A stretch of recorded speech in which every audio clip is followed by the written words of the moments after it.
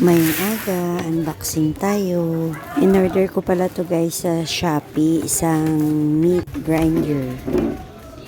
Mali, hindi pala ako nag-order. Partner ko pala yung nag-order. Ako lang nagbayad. So, muna guys, gaisip ako kung ano ang ibangil ko sina. Kaya ako lang isa ang video.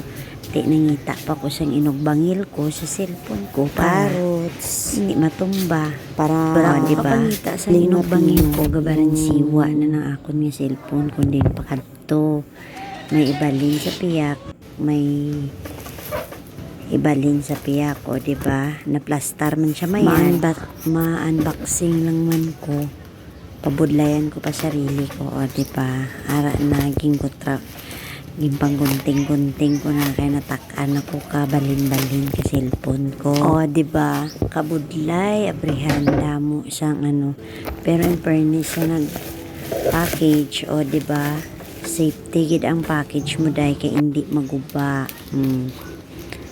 Siya, lapit na siya mabuksan. May paaman pa sila. Hindi ko balaan kung ano ng paaman nila. Doble ang karton, so safety gid ang imo nga package o ang gi-order mo.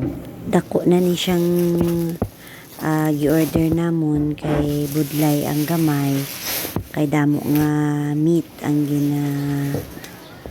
ginagaling. So amo na dako na ang gi-order namon kay para, di ba? Isahan na lang. Nami ni siya guys nga meat grinder kay may ara siya sa extra nga blade. So kung maghabol ang inyo nga blade nga isa, so may extra ka mo, diba? Hindi lang halata guys, excited ko sina kay man katatlo na namon nga meat grinder, tapos amon yung pinakadako kag piling ko amon yung pinakanami. Okay pa man tong isa sa ginabakal namon, pero ang dalom lang sang blade niya ang ginagamit ko. So budlayan ko kay himay siya. So amo na nag-order kami isang bag-o. O diba ang pilingon nag voice over. Daw si kabalo-balo gid na. Try lang ni guys ha. So amo na ginaisa-isa ko na ang iyang unod para makita niyo man. And by the way guys, glass gali ni siya ha. Diba, dako siya. Excited na ko himo. Excited na ko gamiton siya. Nabubulol lang ang pig. Pitla-pitla na. Diba, isa-isahin ta. Ara na extra siya nga blade. Liwat-liwat lang din na. Ito may rubber band.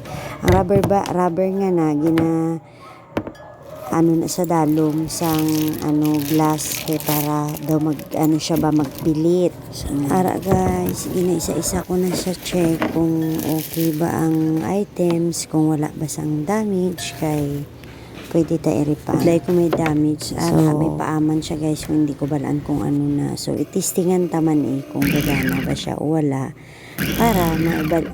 para mabalik pa siya kung diintaging order. So far guys, gumagana naman siya.